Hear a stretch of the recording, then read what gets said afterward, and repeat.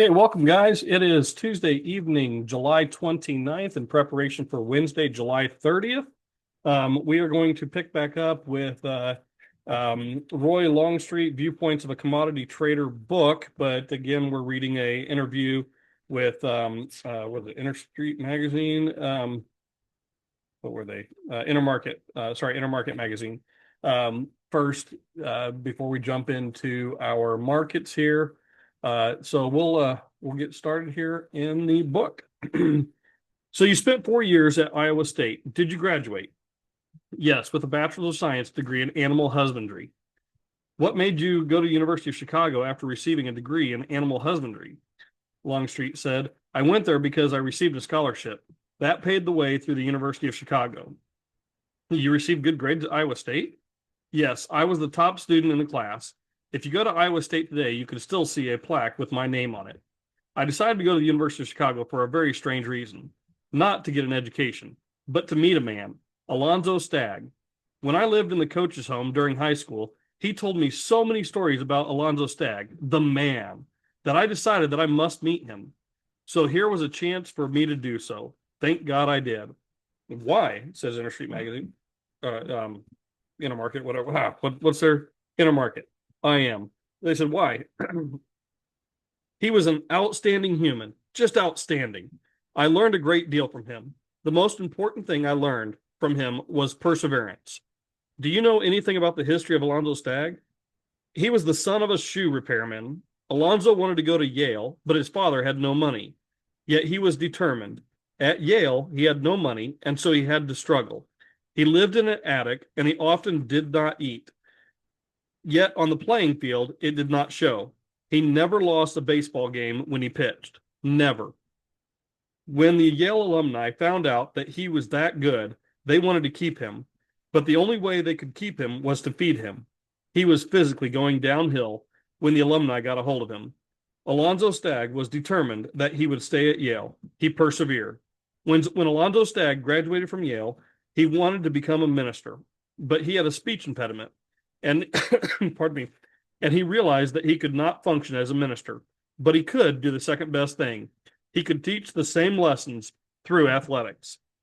He became the athletic director of the University of Chicago, and of course, had an outstanding record achievement as a coach. He lived to be 101 years old. The thing that impressed me was that Alonzo never gave up. As I said, I learned the importance of determination from him while I was getting an MBA. IM says, before it was even fashionable to have an MBA, what happened after graduation? Longstreet said, in 1927, I found employment at Swift and Company. Being a farm boy, I knew a little bit about the meat packing industry, and my MBA got me some attention. At Swift, I got interested in why hog prices changed. This change in price would drastically affect the company's profile from quarter to quarter standpoint. Very quickly, I began to discover things that made me differ with my immediate superior. IM says, meaning that you learned more than he knew about the subject? Yes, said Longstreet. What did you learn? I learned about the importance of markets, that the markets have a tremendous impact on the profitability of a company. One of the sons of G.F. Swift was in charge of purchasing and selling hogs for the company. I remember every Monday morning, the first thing I did was to go and tell him how many hogs were slaughtered the previous week. He looked up to find out how many hogs Swift had slaughtered. And if the company slaughtered less than a certain percentage of the total, his comments were that they did not pay enough. If it was more than a certain percentage, the company paid too much. By 1928, I was talking to him about storing pork. I believe that the company should buy pork and store it. I was bullish, but I don't remember why. But my immediate superior felt that I was interfering with his position at the company. So my interest in markets got me fired. Did he fire you on the spot? Asked IM. No, they were very kind. I was fired in a very gentle manner. They arranged for Ralston Purina to take an interest in me. At that time, Ralston Purina was just developing an interest in commercial research. It was through them that I became interested in the grains, corn, wheat, and etc. I got the company to agree that I could trade commodities. For the company? IM says. No, for myself. Eventually, it got to the point that I was in charge of all the company's hedging. I went through a period of learning. I didn't really know what I was doing, and of course, nobody could teach me. I had to learn it for myself. Actually, trading has been a process of learning ever since. You learn about the markets and you learn about yourself. What was the year 1929 like? 1929, the beginning of the Great Depression, says Longstreet. I remember people who were concerned and frustrated. They could not understand why the market was going down the way it was. The stock market fell between 40 and 60% that year. The stock market's effect dragged all the commodities down. I saw the commodity market falling at the same time, and I didn't understand why, but I became fascinated by it. When did you begin doing well? Longstreet says, it really wasn't until the Second World War broke out in 1939 that I began to wake up and realize what was happening as far as how to trade. But during that time, I had succeeded in drawing attention to myself and making money for the company. When the war broke out, I was in charge of hedging. I was short a large position for the company, and when war broke out, the market soared. Phenomenal limits moved, causing millions of dollars of paper losses to the company. I'll never forget the meeting with the chairman, William Danford. He called among the executives one morning while this was happening. Danford bought and built Ralston Purina into a major firm. He was an exceptional individual. His word was it. Anyway, I walked into the meeting with all these executives looking at me. They all knew about the great paper losses that the company had sustained due to the positions that I had put on. Just as I sat down, Danforth said, "Well, Roy, how did you sleep last night?" I said, "Fine." He looked around the office and said, "Well, meeting dismissed. Roy slept all right last night." And it was dismissed. He wanted to see if I was bothered by the huge losses. When he saw that I was not, he was comforted. IM says, "Did you get out of these losses?" "No, I stayed with the position, and within days the market fell back, and eventually the position turned out very profitable. The market soared, and then within a matter of weeks it plummeted. During this period, I learned a lot about analog years. These were my salvation. Analog means similar. At one time, I had the idea that history would repeat itself. In other words, if you have an overvalued situation, you look back at all the other times in history where the market was similarly overvalued and examine how it acted. Look for similarities and patterns.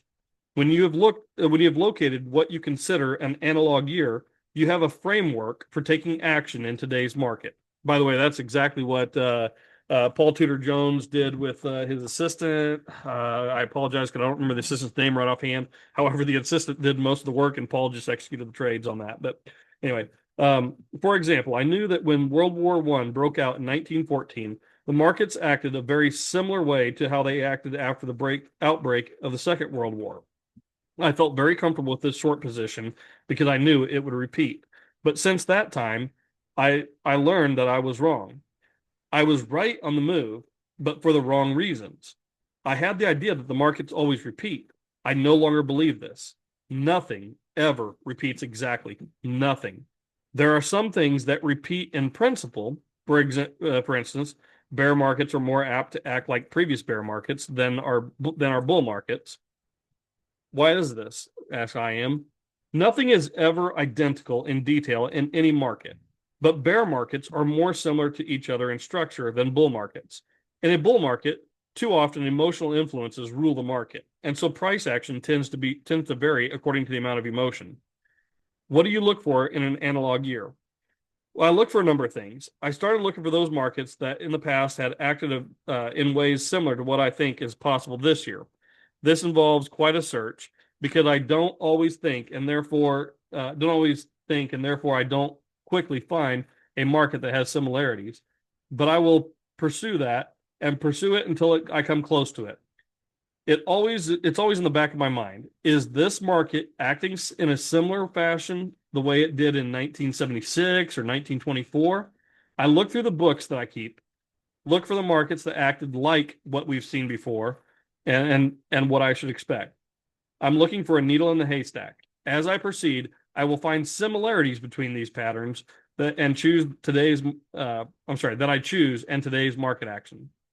All right, so we're going to stop there. We'll pick that back up tomorrow. Let's jump into the market analysis. I don't have a whole lot here. By the way, side note, I will not be in the morning. Well, I may be here early in the morning, but then I have a doctor's appointment. That guy that I found on the internet that's going to check out my prostate for me for a very, very low price. I got that meeting tomorrow morning. So, all right. Keep in mind tomorrow, I think after hours we have Facebook and Microsoft. Then Thursday we have Apple and Amazon. So tomorrow with Facebook, Microsoft, and the FOMC at 2 o'clock, that could put some volatility in the market in the afternoon there. All right, so today we had these two negative PF3s, two negative PF3s. However, on the 2-period rate of change, we've flipped down 1, 2, 3 days flipped down, which does include that 1 day up that we did the flip down on. So 3 flip downs on the 2-period rate of change. A lot of times you will get a little recoil back up, rarely, well, I mean, the percentage is lower. However, you can get a flush. I don't want to discount that. You can get continuation down. A lot of times if you get 2-period rate of change down, you could get some back and fill. We're pretty close on these. A lot of times what I look for is if we get pretty extended, I look to come back up and test either the low of that first one or the close of that first one. So, some of the areas I'm looking at is, up here at this close, which that happened to be at 64.2450. So we'd look for, push back up into there at least is, what I would be looking for typically. Okay, so after the 2 back-to-back negative PF3s and 3 days of the 2-period rate of change being down, we do have a signal for a pinball buy, which that's that extended run above, 8 days extended run above. First close below this 5 SMA, which is the yellow. First close below 5 SMA sets up a pinball buy. But this is wave 5, so I'm kind of cautious on that, but nevertheless, we do have a pinball buy and a 5 SMA buy here, both on these on the daily charts here. Potential. So we, again, this is my third wave line. I showed you guys my waves here. Little close, either touching it or close slightly below it. So we could bounce back off that, move back up, or have further breakdown from there. The 65,000 tick chart, I wanted to slide that over here. All right. So on the 65,000 tick chart, you see we did this, test low here, and then this was that new test of those lows. It came in late into the afternoon. We tested down there. What's that? Okay, that's just small. So yeah, we tested down there on this little bit of LBR 310 on the fast line, where we kind of made a little bullish divergence there. End up closing back up a little bit. So we're in this little bit of price overlap that we had here for those couple days. Moved out of it, tested the highs of that, and we failed to go back up and test out this high, that prior high. And I'm showing that we have an A leg down, B leg up, C leg down, and we're back in this heavily congested area. So that, I'm also showing we had that breakout, we had that sideways consolidation for those couple days. Price overlap there, broke out, tested the top of that, and then made this new move up. So, I'm kind of watching this price overlap area. Could we play, back up in here, make another lower high, even take out this B high and still make a lower high? All kinds of options tomorrow, guys. I really don't have anything predictive other than, we had the two PF3s down. We had 3 days of the negative 2-period rate of change on the daily. We do have signals for a pinball buy, a 5 SMA buy, but I think we're going to have some slow movement in the mornings, or possible some trades in the morning, then slow down into the afternoon into the FOMC meeting. So it's hard to call this one. We may have a little bit of a Z day. I don't know. And then I did want to show on the internals here. On the internals that we did kind of this outside up on that. So we pressed to the downside here, Then we did an outside up. So outside up, will there be additional continuation up in the VIX tomorrow, which would support further move down?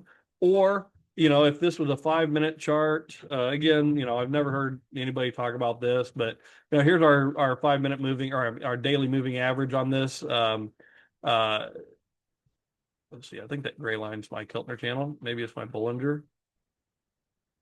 Oh, okay. Well, it's still a 20 period in there. Of my Bollinger Band there.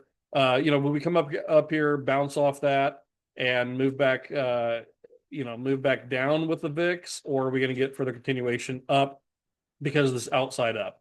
I don't know at this point. So, it's kind of a crapshoot with the FOMC right around the corner. So I'd like to reserve for that. We're also coming into the end of the month, beginning of the next month. So we'll keep our minds open and be ready to see opportunities and take those. All right, guys. Thank you. We will follow up tomorrow.